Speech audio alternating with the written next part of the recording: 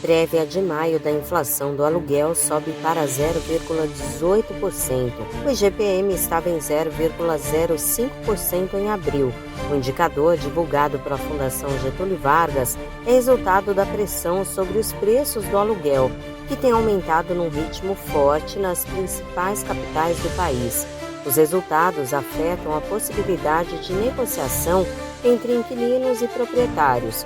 O índice de aluguel quinto andar Imóvel Web em São Paulo, por exemplo, aponta que a média de desconto nas negociações caiu para 2,7% em abril.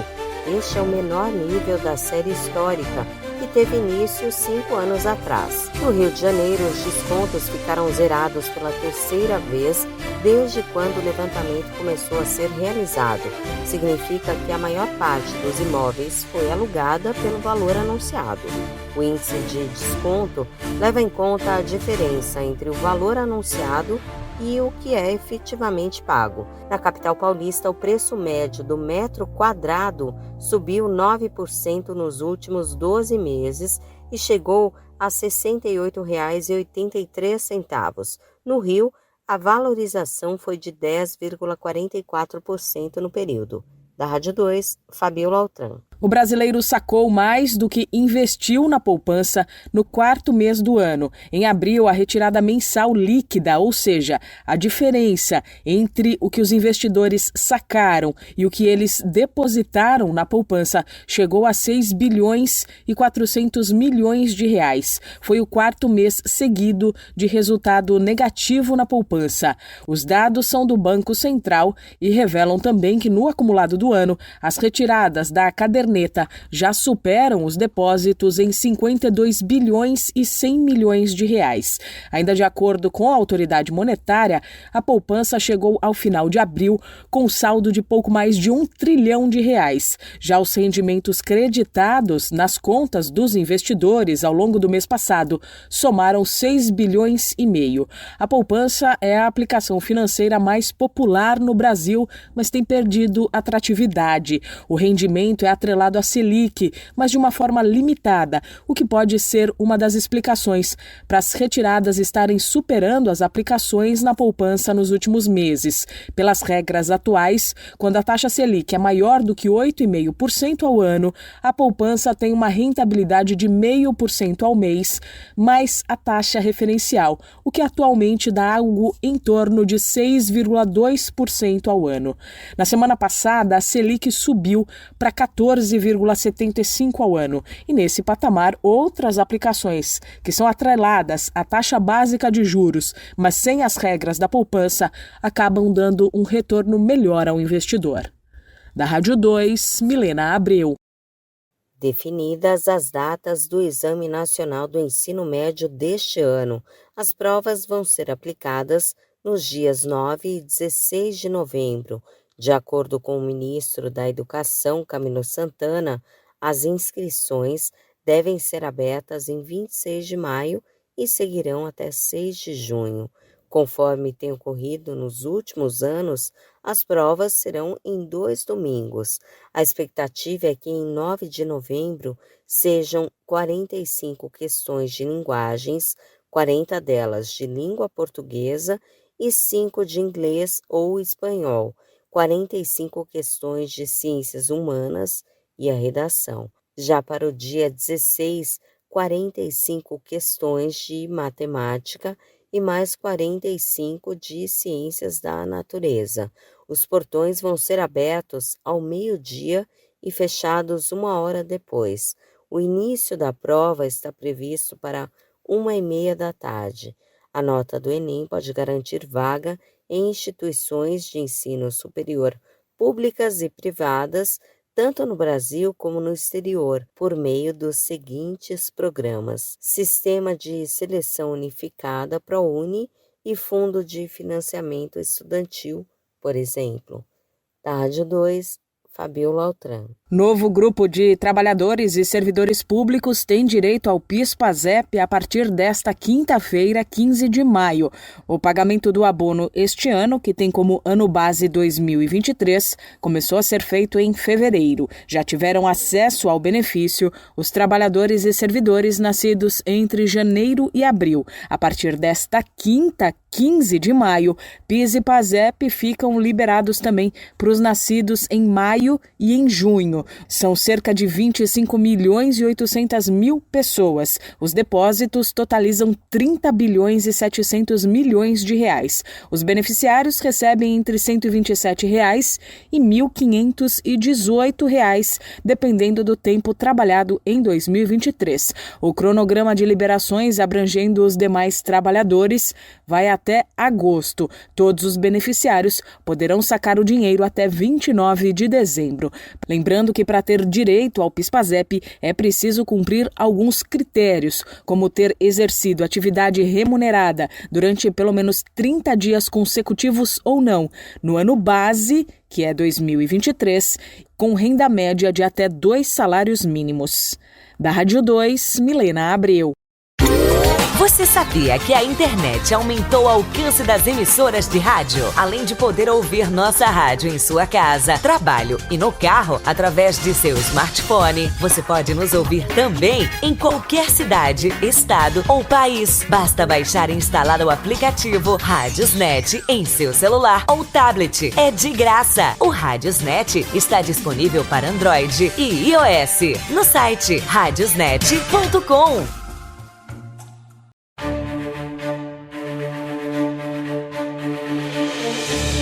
O número de homicídios no Brasil caiu ao menor patamar em 11 anos. Essa é uma das conclusões da mais recente edição do Atlas da Violência, que analisa dados de 2023. O estudo é elaborado em parceria entre o Fórum Brasileiro de Segurança Pública e o Instituto de Pesquisa Econômica Aplicada, o IPEA. Os números são um compilado das estatísticas do Sistema de Informações sobre Mortalidade do Ministério da Saúde. O estudo anual traz diversos números sobre criminalidade e violência no nosso país. E um dos dados divulgado é justamente o que mostra que em 2023 o Brasil teve 45.747 homicídios, o que significa, em média, pouco mais de 5 assassinatos por hora.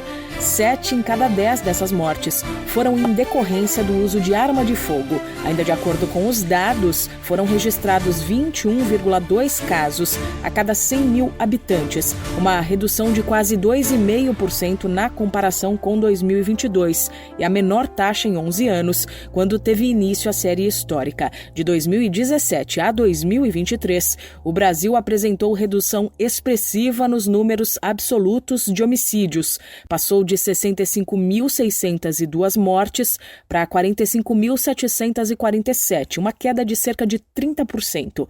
Em 2023, as maiores reduções das taxas de homicídio em relação ao ano anterior foram registradas no Rio Grande do Norte, no Paraná e no Amazonas. Alguns estados, no entanto, registraram alta e a maior delas foi no Amapá, 41,7%.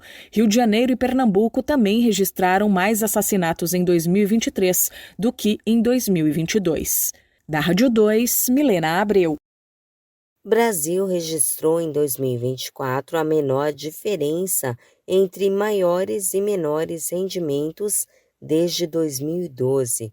É o que revelam os dados da Pesquisa Nacional por Amostra de Domicílios Contínua do IBGE.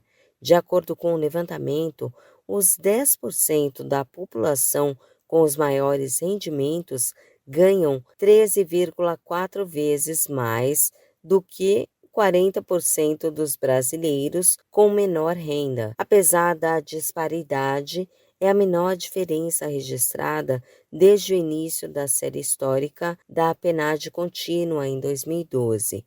No ano passado, os 10% da população com maior rendimento recebiam, em média, R$ 8.034. Já entre a parcela que ganhava menos, o valor foi de R$ 601.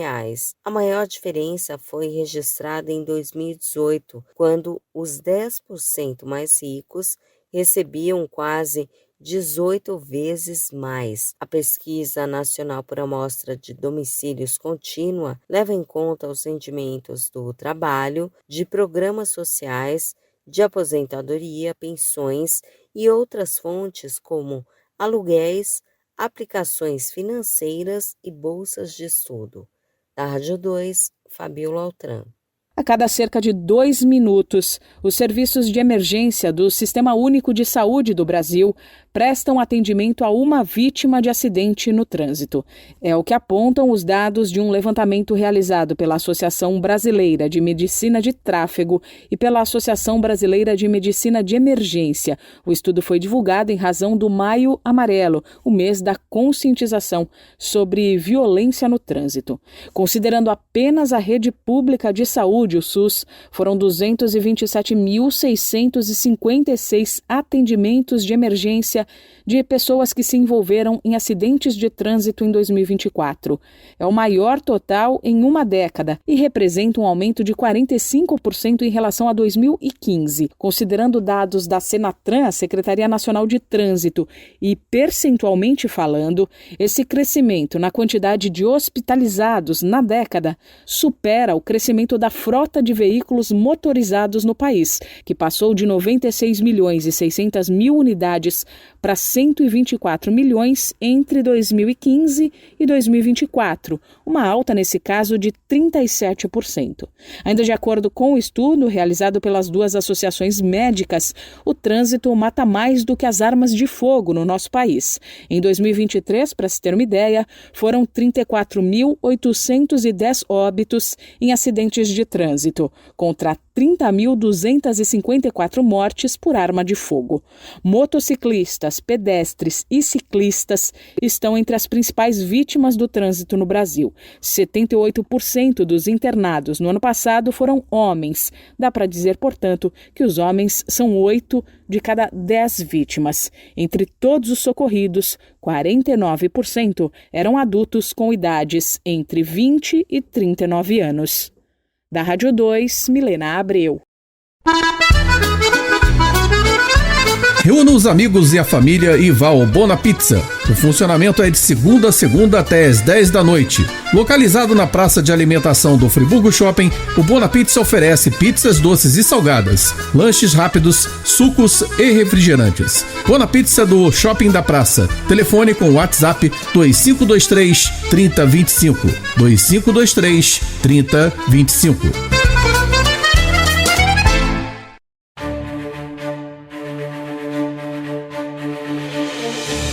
O percentual de famílias endividadas aumentou no Brasil entre março e abril. De acordo com a mais recente pesquisa de endividamento e inadimplência do consumidor, a PEIC, realizada mensalmente pela Confederação Nacional do Comércio, a CNC, 77,6% das famílias brasileiras tinham dívidas no quarto mês do ano, meio ponto percentual a mais em relação a março. Quando a comparação é com abril do ano passado, o indicador diminuiu, apontando menos famílias endividadas. No quarto mês de 2024, 78,5% dos lares tinham dívidas. Vale lembrar que o indicador apurado pela CNC considera dívidas em atraso ou não no cheque pré-datado, no cartão de crédito, no cheque especial, em carnês de lojas, em empréstimos e em financiamentos. E segundo a CNC, o dado mais preocupante do levantamento referente a abril é a inadimplência. O percentual médio das famílias com dívidas em atraso aumentou de 28,6% para 29,1% entre março e abril. O recorte por faixa de renda mostra que os brasileiros que recebem até 3 salários mínimos enfrentam a situação mais crítica. O mês de abril encerrou com 81,1% dessas famílias endividadas e 17,5% declararam que não têm condições de pagar as dívidas. Já entre as famílias que ganham mais de 10 salários mínimos, apenas 15,2% estão inadimplentes e menos de 6% afirmaram que não conseguirão quitar as dívidas atrasadas. Os dados também mostram que entre as famílias inadimplentes, considerando todas as faixas de renda, aquelas que têm dívidas atrasadas há mais de 90 dias representam 47,6% do total, praticamente metade. Da Rádio 2, Milena Abreu. A produção de grãos no Brasil deve bater novo recorde na safra 2024-2025, com estimativa de 332 milhões e 900 mil toneladas, um aumento de quase 12% em relação à safra anterior, segundo a Companhia Nacional de Abastecimento. Com o clima ajudando e o uso de tecnologia no campo, a produtividade das lavouras deve apresentar uma recuperação de 9,5%, com 4.074 quilos por hectare.